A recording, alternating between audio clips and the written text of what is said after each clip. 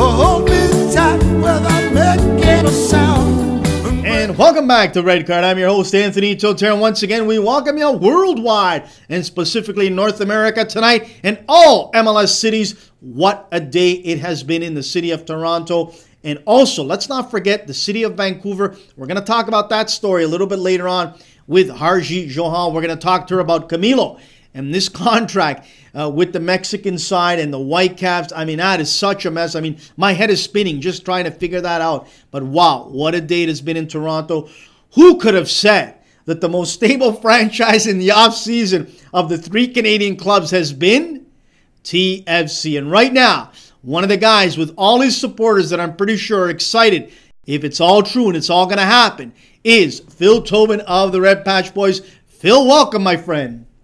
Thanks very much. It's a very exciting day, you know, from the rumors out there. Absolutely, Phil. I got to tell you, you know me, I have been absolutely negative for the longest time about TFC, what they have done on the field and away from the field. But today, I got to give it to them. If it is true, from what I understand, Defoe is done, and the bombshell that I still have not really wrapped my head around, that I found out from a buddy from Milan around 1, 2 o'clock today, that from AS Roma, Michael Bradley, the U.S. international, is almost sealed and delivered here to TFC. Blew me away. If this is true, I got to tell you, Phil, I'm more excited about Bradley coming because he knows the North American game, and he is a guy that is a fierce competitor and can really control that midfield. To me, this is going to be exceptional signing.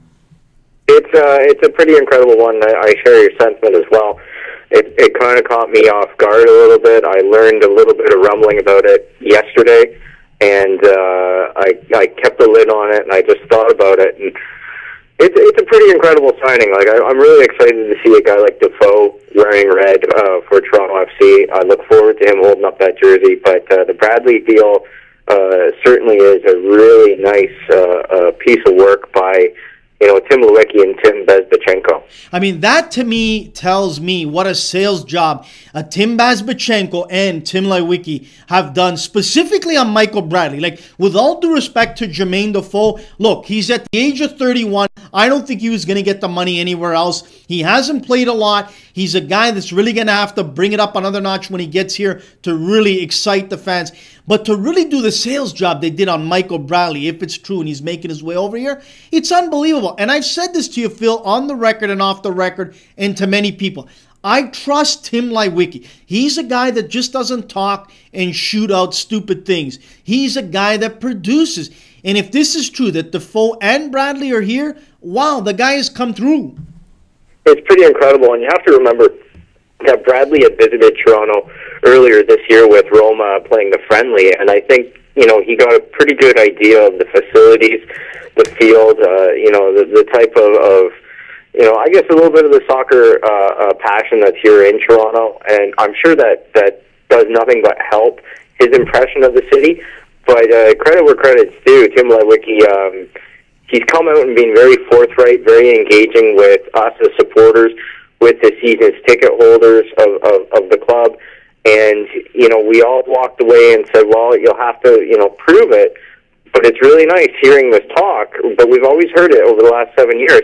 The same type of thing. We're going to get world-class players. We're going to do things differently, but it really does seem like a corner has been turned, and all credit due. To me, what's exciting is simply this, is that they really want to change the culture around this team, this club. They want to change the identity, and they're doing it with two bona fide stars. One from England, one from Italy, one American, one Englishman. Both, I believe, will be on their World Cup squads. This, to me, is exciting, Phil. Oh, yeah, it's very exciting. And you have to think about the Gilberto deal that they've completed, and Dwayne De Rosario being introduced tomorrow at 1 o'clock at the presser. So all this bodes very well for the team. The only sad part that seems to be coming out of the rumor mill is that we're possibly going to have to move Lava, either loan him to another club or outright trade him. And he's someone that I think a lot of TFC supporters were looking forward to seeing him develop.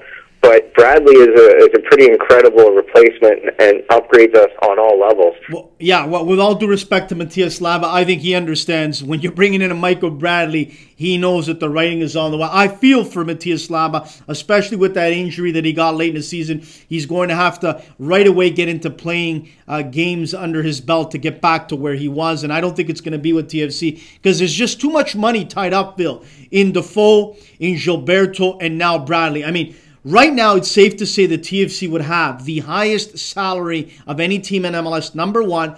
And I was just speaking to Paul Atfield of the Globe and Mail, and I got to tell you, Clint Dempsey, I think, is number one in salary. I could be wrong. And then if we look at it, it'll be Bradley, if all the rumors are true, at 6.5 a year.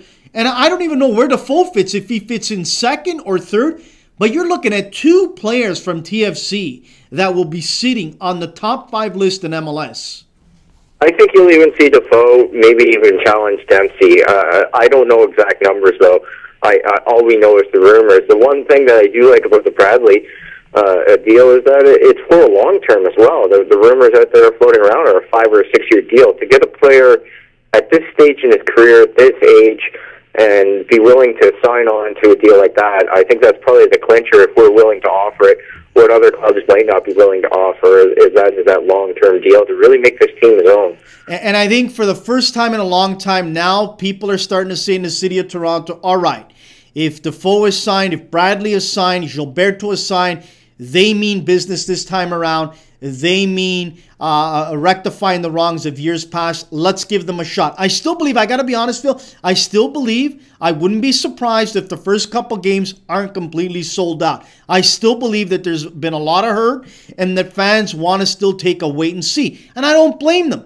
But if they start out on the good foot, the good side, things will really, really take off from there. I believe with jersey sales, I believe with appearances all over from ESPN to who knows, the BBC with Defoe. I think all things good can come out of this. Yeah, it really is poised to do a great deal of have a great deal of success in Toronto. I know the Dero deal is something else that's winning back a lot of those hardcore fans because they were so disillusioned with the franchise, with the way that they've kind of pushed Dero out, and now it seems like those wounds have healed, and it really is a signal to the fan base that things are different. We're looking at it in a different way, and I think you're right. If they come out of the gate and they stumble a bit, it will take a little bit longer. But overall, I've seen a very passionate response to all these, rumors today, and it's really refreshing to see. I'm glad you mentioned Dero. You know that I'm biased towards Dero. I consider him a friend. He's a wonderful guy outside of the game, in the community. He's just been outstanding to kids all over Ontario and this country. So to me, it's a great signing for TFC to bring this guy back. And hey, I still think he has some game left in those feet and in that mind of his. So don't be surprised if this is a guy that's going to surprise a lot of people coming back rejuvenated, seeing Bradley and Defoe and Gilberto. My only concern is this, Phil, and you know where I'm going with this, and I tweeted this at the press conference of Gilberto. I had a nice chat with head coach Ryan Nelson, and upfront and honest, and him and I don't see eye to eye, and we walked away not on the greatest of terms, but I respect the guy for speaking his mind. I think he does as well. I'm concerned if he doesn't get himself a bona fide assistant MLS coach. With all due respect to Fran O'Leary, he's not a guy that's been around MLS a very long time. I think Ryan Nelson needs a bona fide former MLS head coach, a guy that's had success, to sit right next to him to help him through this year. Because if they start out, even with all these weapons, Phil, 1-5, 2-4, I don't think that Ryan Nelson's going to survive after 5 or 6 games. Well, we talked about that on our message board as well, and it's a continual topic. At what point do TFC really start hitting that panic button if the season's poised to be a little bit challenging right out of the gate? So it's not like we're going to walk in and get automatic points in any of these games. There's going to be struggles. There's rumors about these loan deals going on where the players get a sign and be ours, but go back to England and possibly not be available till March or June. So there's a lot of challenges for this team, and that puts a lot of pressure on Ryan Nelson. I do think that he's been a big part, when we talk about Tim Bezbatchenko going out and getting his players in the wiki. Ryan Nelson does have the ability to talk to these players as well, being such a prominent figure in his career in England, playing against a lot of different opponents and getting those friendships going. I think he does deserve some credit on some of these things, but you're right. A coach makes a big difference. It makes all the difference in the world. If we look at teams like Manchester United this year, they're struggling under Moyes, whereas they're pretty much the same team that, won the league with Sir Alex Ferguson.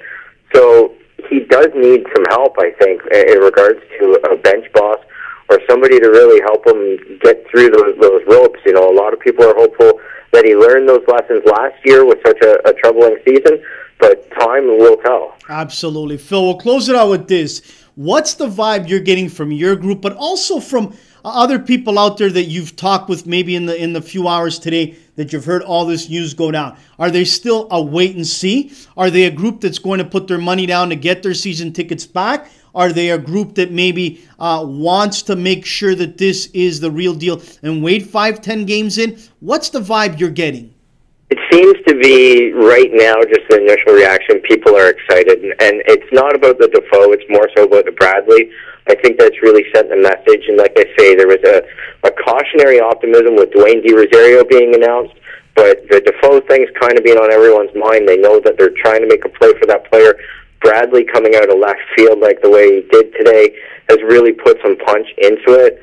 I think people are really excited to fall in love with football again in the city, but there are going to be a number of people who will take that wait and see, and I can't blame them for that. Absolutely. Phil Tobin of the Red Patch Boys. Never a dull moment in the city of Toronto. This time for all the positive and right reasons. We'll talk to you in a few weeks' time when hopefully a preseason training camp gets underway for TFC. And we'll talk about all the players now under the umbrella of TFC. And hopefully, Phil, we can finally talk about in 2014 a playoff game in the city of Toronto. Phil Tobin of the Red Patch Boys, thanks again for joining us, and we'll talk to you again. Thank you, and Happy New Year to everybody. Same to you. That is Phil Tobin of the Red Patch Boys. We're going to take a minute commercial break, and then we're going out to Vancouver to talk about this real strange story. I can't even wrap my head around this one. It's too confusing, but we're going to get her thoughts on this. Harjit Johal, she has been on our show before. She knows the Whitecaps inside out 24/7. We'll talk about Camilo, and we'll talk about, is he a Whitecap? Is he not a Whitecap? What's going on, and how did Bobby Lenarduzzi explain all this to the fans and to the rest of MLS, what has gone down in this Camilo situation? Back in a minute here on Red Card. Why? Any bedroom man.